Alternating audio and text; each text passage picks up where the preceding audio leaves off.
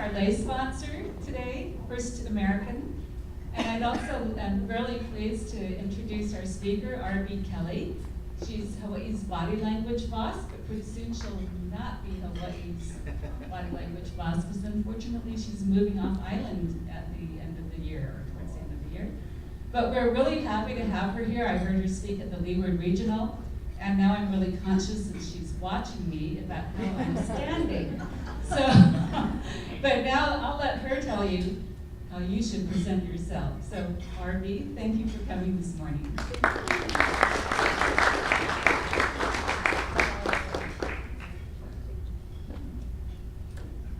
Just for feedback, you're doing great. All right, I'm going to step on the stage so I can see you in the back. But how many of you have heard me speak before? Just show of hands. All right, how many of you haven't heard me speak before? All right, so it's split roughly 50-50. So what I talk about is how you can thrive in business and in life. Now there are a lot of, you're like, wait a second, I thought you talked about body language. Have you switched careers? No. So how to thrive in business and in life. Here's how it works. You're in business. So one of your primary goals is to thrive in business. And that means you need to attract new clients. And that's something you've got to, there's a lot of competition. Your market is highly, highly saturated with people who do what you do. Some of them have more experience, better connections, possibly are even better at what they do, but you want to get more clients because you want to stay in business. So one of your chief objectives is to find and attract new clients. And then after you see these new potential clients, you have to sort them out and judge which people are good leads and which ones are just wasting your time. And after that, once you've been able to make that distinction and gently shoo away the time wasters so you can focus on the good leads, now with these good leads, your next challenge is to convert them into actual clients. Get them to commit to work with you. And that means you've got to have a really good sales process and a really good pitch. Because again, there's a lot of competition. And then that's just dealing with the clients. After you get them to commit to being your clients, now you have to negotiate. You have to find and form alliances with other business professionals who will help you serve your clients. And you also have to make sure your clients are happy and satisfied. You have to be able to see any problems coming before they erupt. And, there's a lot of ands, this is a very long sentence. And you have to negotiate on behalf of your client. You have to sometimes negotiate with your client. And you have to do all of that while still strengthening and maintaining your relationships at home. Because if your home life falls apart while you're focusing on business, you're going to be miserable. If you can't make any business because you're focusing on your home life, you're not going to have any money and you're going to be miserable. So you've got to find that way to thrive in both areas. And one of the things that means is you need more time. Haven't any of us heard that? If I just had more time, I could make all of this work. Well, one of the things you need to do in order to have more time is to have more efficient conversations. So you need to be able to meet someone, get to the heart of the matter, form a deep connection in less time than ever before. And so these are the problems that professionals are dealing with in order to thrive in business and at home. And you will see there are a lot of different services that will help with one or other parts of these problems. For example, networking. Now you're here meeting people who can help you find homes to take care of your clients.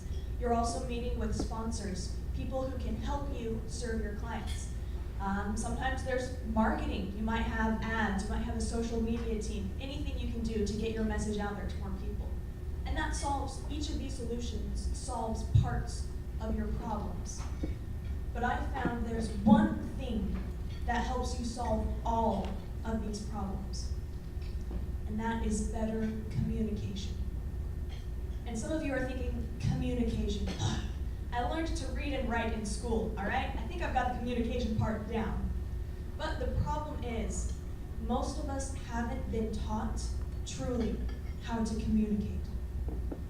We haven't been taught how to have difficult conversations where we have to tell people no. We have to tell people they're wrong. We have to stand up for ourselves without breaking the relationship or burning that bridge. Most people don't know how to do that.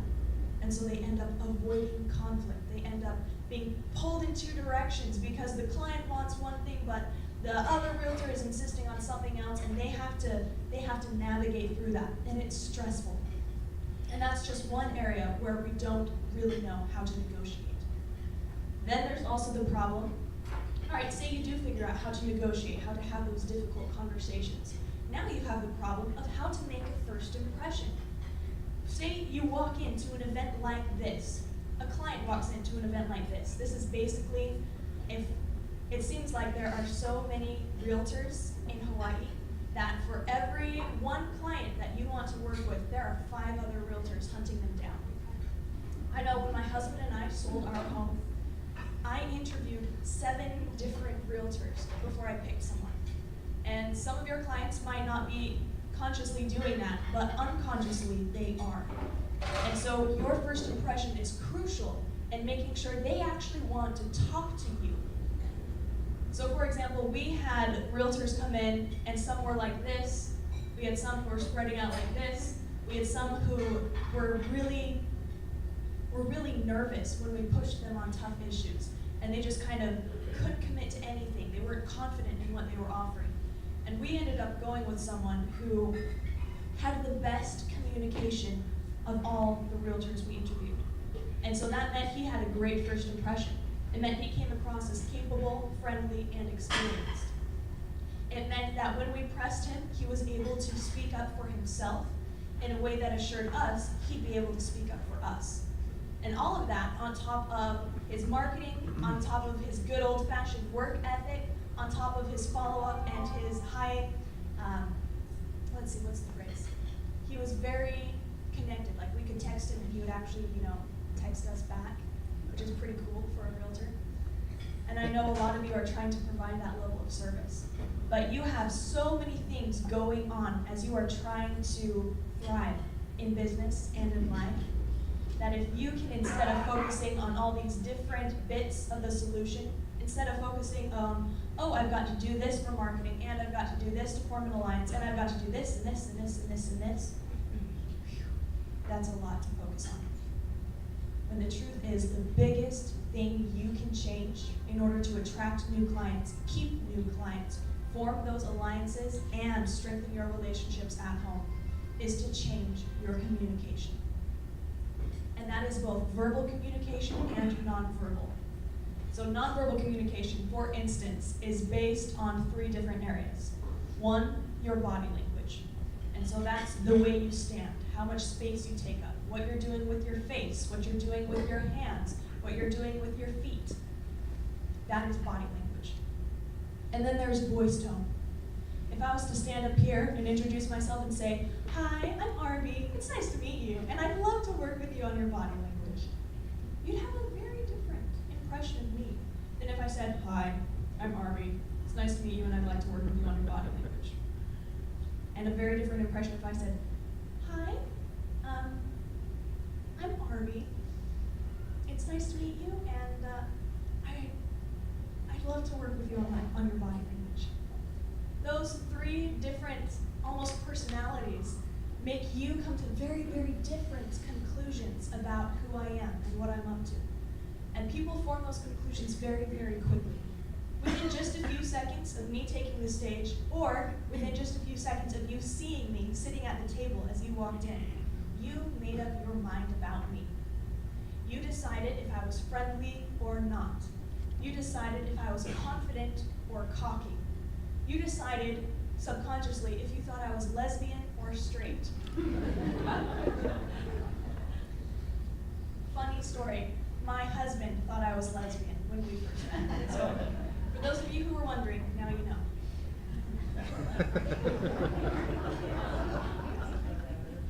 All right, so when it comes to changing your communication, there are these 4 areas you need to focus on. First, your words, your actual word choice. And this is something you've probably been taught fairly decently about. You may have policies, you may have procedures, you may have even sales scripts, You might have a cool list of all the product or specifications, details about what you're trying to sell. And so a lot of times we're pretty good on the words. That's not to say we're excellent, because there are a lot of diplomacy and negotiation tactics that you have to use that aren't widely taught. And so there's still a lot of work we can do in the verbal communication area. Then there's the outer appearance. I'm sure some of you have asked how you can look more professional, how you can appear to be a professional in front of your clients. And you might have been told to tailor your clothes. You might have been told to dress in a color that flatters your skin or your eyes. So there's a lot of things that you can do to improve your outer appearance. And many of them you've probably already heard and considered. If you haven't, this is one of the areas I cover with my clients. Then you also have to worry about voice tone, especially for those of you who do a lot of business over the phone. And so if you are talking to someone and you're not paying attention to your voice tone, you get into trouble, because there are things your voice naturally does when you're nervous, or when you're lying, or when you're nervous so it sounds like you're lying. So you want to make sure you're not sending those signals so that your clients can trust you when you speak to them. And then finally, the biggest one is body language. And you may be thinking, really? Body language? And you may be flashing back to The Little Mermaid when Ursula is singing about, at least you'll have your body language. Ha! So that may be the only experience you've had with body language being mentioned. But nonverbal communication, particularly body language, is between 60 to 93% of all communication. And the way it comes into play is if I was to stand up here and read you a list of features about a house that I'm selling, my body language wouldn't necessarily tell you the facts. My words would do that. But my body language would tell you how I feel about the facts and how you should feel about the facts. So if I was to stand up here and read, oh, I've got this really cool house, it's available on this day, it's for this price, it's fabulous, you've never seen one like this before, and believe me, you have got to see this house. Would you really feel like you've got to see this house? On the other hand, if I was to be like, I've got this house, it's at this time, it'll be at this date, and oh my goodness, it is fabulous. You have got to see this house. What would you think about that house? Maybe it is fabulous. She actually thinks it's fabulous. Maybe she's right. I want to go see. So body language tells us how we feel, and it tells the people around us how they should feel. And so if you are walking in, say you are representing a service, or say you are at a networking event and you're representing yourself, you want to make sure the people around you know how to feel about you, because they are judging you. And most of the time, it's not going in your favor. So, let's talk about that for a minute. When people meet you, they will sort you into one of 4 different categories. Only one of these is good for business. Most of the time, you fall into the other 3. So the very first category, so number 1, easy to remember on your finger, number 1 is the friend category. Have you ever met someone and instantly liked them? Something about them just says, that is my kind of person. And usually you haven't even spoken to this person. You might have seen them chatting to others. You might have been briefly introduced. But within just a fraction of a second, you know you like them. That is when you sort someone into the friend category. And that is where you want to fall for business. Then there is the second category. That's the middle finger. This is what we use to flip people off. So this is going to be easy to remember. The predator category. If you've ever met someone and instantly disliked them or even feared them, this is the category. So it could be that someone comes in and you think, oh my gosh, that guy looks like a professional assassin and he might actually kill me. Predator category. Or maybe it's someone who's not physically threatening, but they could threaten your social standing. They could threaten you emotionally. Maybe they're competition. So if you've ever got that feeling of just repulsion, where you dislike someone and you can't figure out why, predator category. And then there's the ring finger. This is the third category to make it easy. This is the romantic partner category, because if it really goes well, they'll put a ring on it. So if you've ever met someone and thought, wow, you are so gorgeous, please ask me out. This is the category you sorted them into. Now, this is the category I sorted my husband into. This is not the category he sorted me into. So if you get sorted into the wrong category, you have to work harder and harder and harder in order to get the result that you want. So you save hundreds of hours, lots of tears and sweat and blood if you get sorted into the right category first. But we haven't talked about that last category. And that's where most of you are probably falling with your clients and potential clients. And you'll notice it's on the pinky. People forget about the pinky. It's basically useless. You don't need it. And this category is called the indifferent category. So if you've ever met someone and forgotten their name, if you've ever met someone and forgotten their face, if you've ever been forgotten, they forgot your name, your face, what you do, how you can help them, they've forgotten they've met you before, this is the category you're falling into.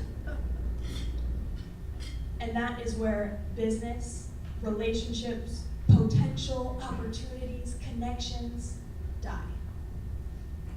And that is not where you want to fall. So everything you are doing when you meet someone new, when you are talking to someone, when you're presenting yourself, your service, your product to the world, you need to be focused on how am I coming across? Which category am I falling into? Now I'm going to give you a really quick exercise. So write it down. You can try this with friends. You can try this at home to figure out what category you're falling into. I want you to think of 3 people that you've met that you trust. You trust them to be honest. You trust them mostly to be honest. Yeah, that's the one. And you are going to reach out to these people and you are going to ask them what they assumed about you when they first met you. And ask them for something negative and something positive. The negative so that they actually have permission to be honest, and the positive so that you have something to make you feel better after you cry from the negative. So ask them to tell you what they assumed about you when they first met you, negative and positive. And then ask them how that has changed. Ask them how it has changed. Because hopefully, over time, you have changed the way they see you. And if you haven't, you have a really big problem. So hopefully, over time, they have changed the way they see you. But this exercise will give you what you need to start figuring out where you're falling, which category you're falling into, and what people really think of you. At this point, I'm going to go turn off my alarm, and I'm going to open it up for any questions. Just raise your hands. It's all good. This is really awkward.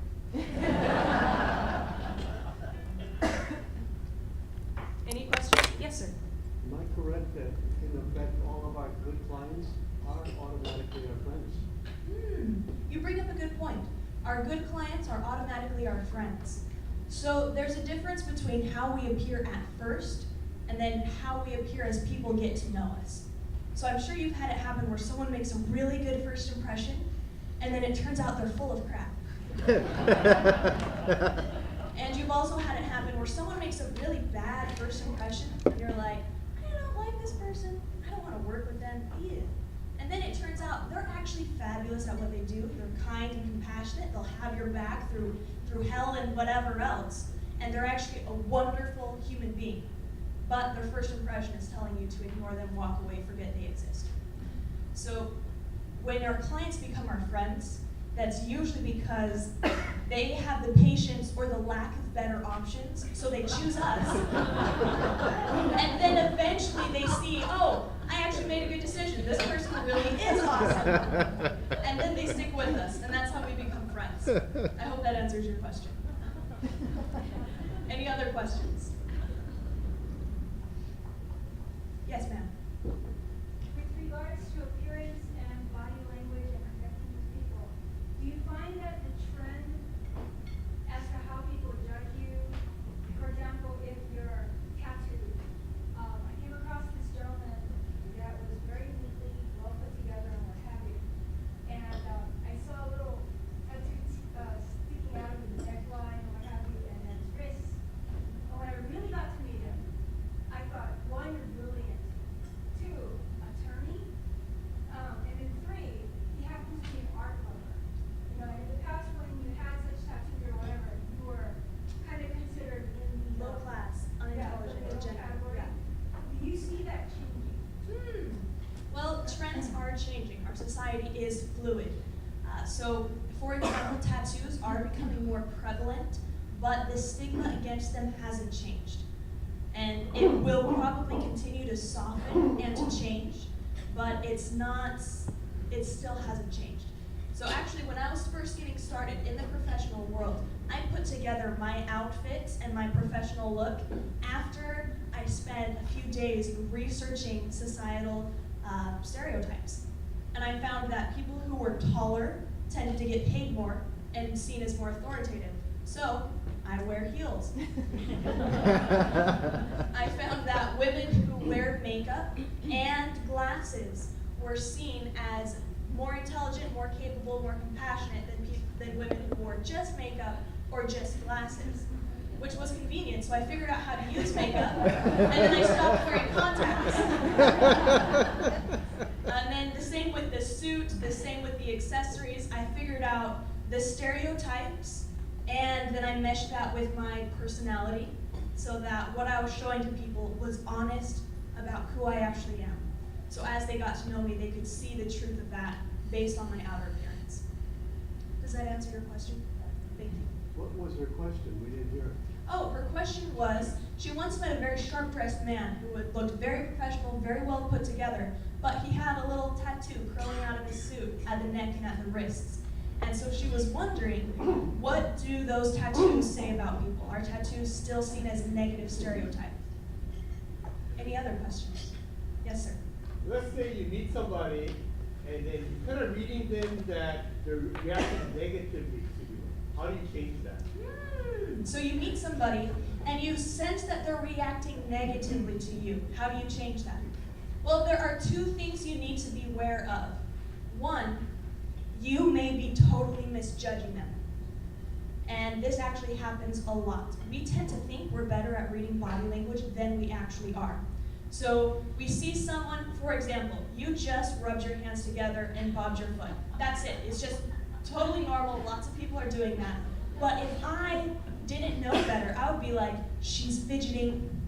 She thinks I'm boring. She doesn't like me anymore. And I could make a really bad mistake just based on the fact that she put her hands together and bobbed her foot. So you want to make very, very careful. You want to make very, very careful that you are reading people accurately, which is why before you make any judgment about whether people like you or dislike you, you want to look for clusters. Clusters are when you see two or more signals that mean the same thing. So, for example, let's see, someone folds their arms and leans back. Now these are two signals that mean, I don't like what you just said. But because folding your arms can also mean, I'm cold, or I'm thinking about what you said, or you said something that makes me feel uncomfortable because I know it's true, so I need time to chew on this, or it could be, you are a horrible person and I wish you would go back. So knowing that there are multiple cues, when I see someone fold their arms and lean back, I'm probably going to ask, how are you feeling about this? It seems like you have some hesitation about what I just said. And that's a nonverbal that's a verbal negotiation technique that I also teach in the verbal section. So So how it works is you try to send out the right nonverbal signals. Then you start reading the nonverbal signals of the people around you, and then you give them a chance to verify your conclusions about their nonverbal signals with your verbal tactics. So it's a 3-step process. You want to make sure you're sending the right signals, so you end up in the friend category. You read and interpret the signals you're getting back from them, and then you give them a chance to verify by using a verbal diplomacy tactic. So that was a really, really long way of saying, it depends. Any other questions?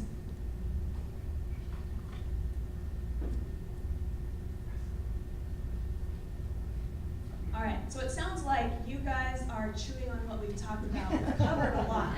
So I do want to give you a way to learn more. How many of you like being spammed with dozens of emails every day in your inbox?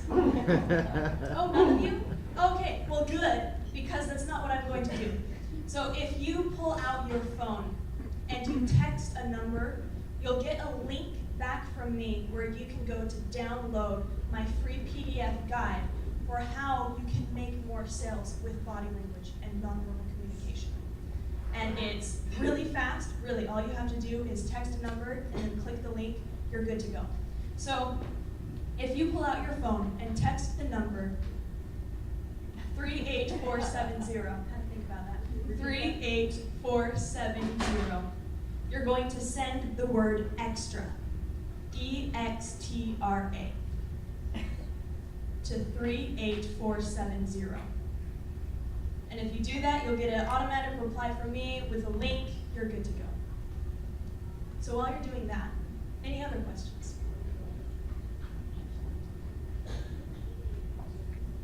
How much time do we have left? 10 minutes? 3 minutes?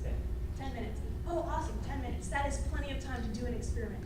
So let's do an experiment to figure out how some people are seeing you. So I'm going to read out some verbal or nonverbal things, and if you do this, I want you, wait, let's see, what would be less publicly shaming? All right, if you do this, just make a quiet note to yourself. No one else has to know. So I was gonna have you stand up, and then I was like, let's not do that. So, all right, make a quiet note to yourself if you do this. When you meet someone, are your hands in your pockets or under the table or folded? Are people able to see your hands when they first meet you? If the answer is no, put a tick down. How about when you meet someone, is your body kind of squished together? Do you keep your arms at your sides or kind of clustered in front of you? Are your feet touching each other, whether you're sitting or standing? Do you do this when you meet people? If the answer is yes, put a tick down. How about this one? When you make eye contact with people, do you know where to look on their face and how long to look there before it gets creepy? I can tell you from personal experience, it's a lot harder than you think. And I'm happy to tell you that story in a few minutes. So if you don't know where exactly to look on someone's face or how long to hold it, put a tick down. And then finally, when you are talking to someone, where are you pointing your feet? Are you pointing your feet towards them, to the exit? If you don't know, or if you're pointing away from them, put a tick down. So these are just 4 really, really tiny things that you are currently doing without even thinking about it. You don't think about where to put your hands when you meet a client, where to look on their face when you meet a client. You don't think about what to do with your feet when you meet a client. But they subconsciously notice what you're doing in these and dozens of other areas. And they come up with a conclusion based on what they see. They might assume you like them or dislike them. They might assume you're trustworthy or untrustworthy. They might assume you're capable or cocky or not at all confident in what you do. And so by tweaking these areas and dozens of other areas, which are actually really small and easy to fix once you know them, by tweaking those, then you can go from being the person who is skipped over, passed over, not chosen, to being the person who stands out as the sales rock star on your sales team, to the rising star in the office. No matter where you're starting from, no matter how big a list you have, no matter how many connections you have, no matter what size of your network, if you have the communication skills to speak for yourself verbally and non-verbally, there is nothing you cannot do. So I promised you a story. And for example, eye contact is something I'm sure all of you were told is important. All of you were told you need to make good eye contact. Well, that is a very, very vague statement. And this is something I heard when I was growing up. Some of you may not know, when I was growing up, my parents thought I was slightly autistic. I had a really hard time reading people, connecting to people, not offending people. And I still work on the last one. Sometimes it comes back to bite me. But I have struggled really hard to learn how to connect with people. And my mom, wanting to help, as mothers do, she found me a book on people skills. She found me Dale Carnegie's, it was a distilled kind of modern version, Dale Carnegie's How to Win Friends and Influence People for Teenage Girls. And so in this, it talked about, oh, you can get people to like you if you're nice to them. And I was like, well, I already know that. But it opened my eyes to this idea that there are books to help you deal with people. And up until that point in my life, books and people were totally separate. You went to books so you didn't have to deal with people. But it was like mind-blowing. You can read books to help you with people. So I eventually found this book on body language, and it was a treasure trove of information. Suddenly, me hunched over with my book in the back corner of the classroom, I could look at the people around me, like flip through this book and be like, oh, Stacy is feeling bored with this presentation. Oh, John has a crush on Stacy. Ha! It was mind-blowing. I could finally see what people were secretly thinking and feeling. But as it is when learning from a book, it is very easy to make mistakes. And one of the things in this book talked about eye contact. And it said, oh, this percentage of eye contact is fairly typical, but more important than any percentage is the feeling of eye contact. You should make as much eye contact as comfortable. Well, me being my socially awkward, kind of autistic self, I didn't know how much eye contact was comfortable. So I took that as make as much eye contact as possible. And some of you are already seeing how this went so badly wrong. So, using this in high school, trying to get a boyfriend, here's how I used this. I would look at these boys, and they would look at me, and they would look away, and I would keep looking at them. Waiting for them to turn and see what magical, connective, transformative eye contact we had. How do you think that worked out for me? What do you, yeah. Predator, predator, predator, predator. Exactly. And so eye contact is something that's very easy to get wrong. And not only does the percentage of eye contact matter, how much you're staring into someone's eyes changes how they feel about you. And what makes it even trickier, there's not a universal code for how much eye contact you should make. And this causes trouble when you go to visit other cultures, or when you come to Hawaii, where so many cultures are working together. For example, on mainland America, right, the USA, eye contact is typically between 60 to 70% of the time. So you're gazing into each other's eyes for 2/3 of the conversation.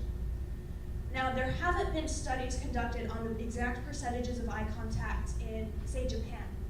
But many of my clients and what I've observed tells me that in Japan, eye contact can be as little as 10 to 30%, and 30% would even be high.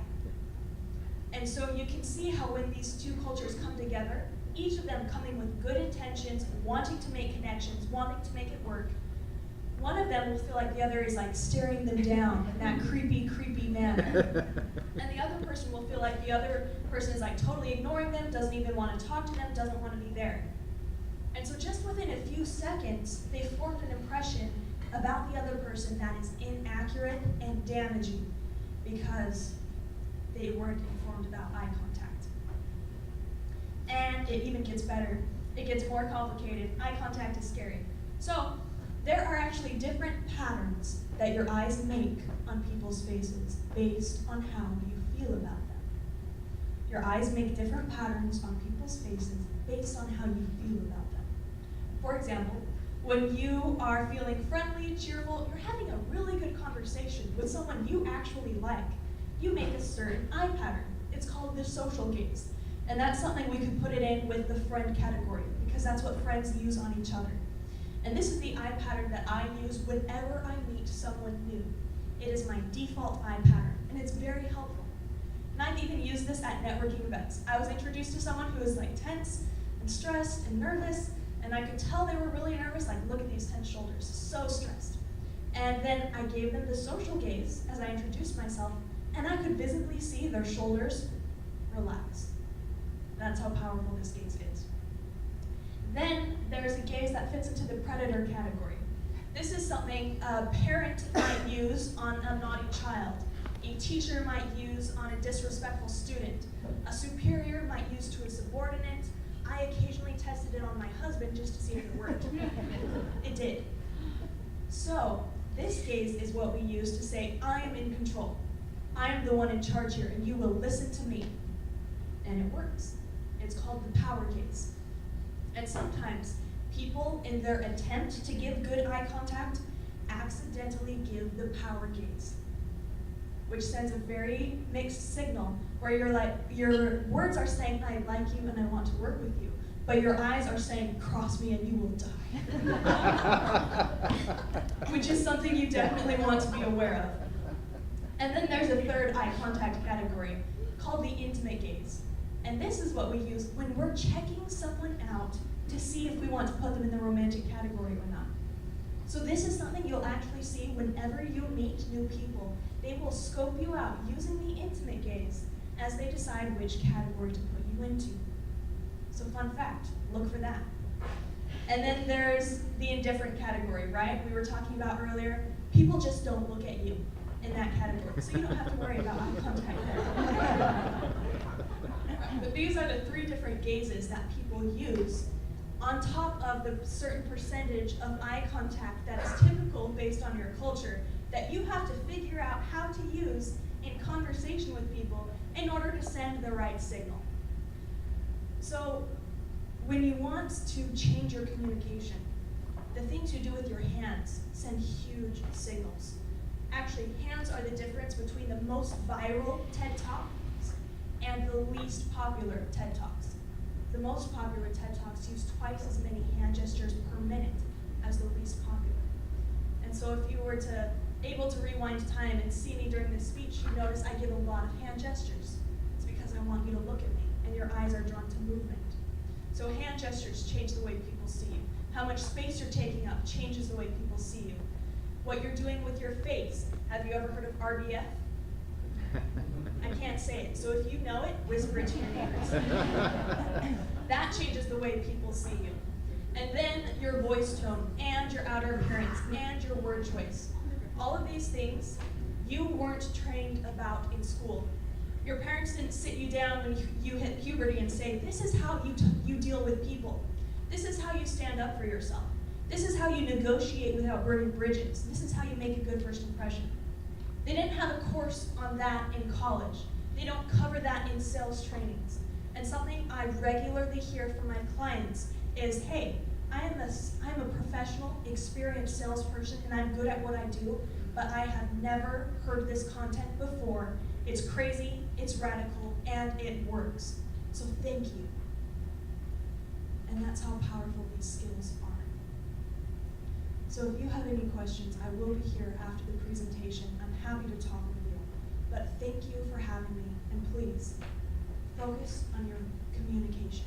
Not just your policies, not just your follow-ups, not just your scripts. Focus on the whole picture, because that will do more for everything in your life. So you can thrive in business and in the rest of your life.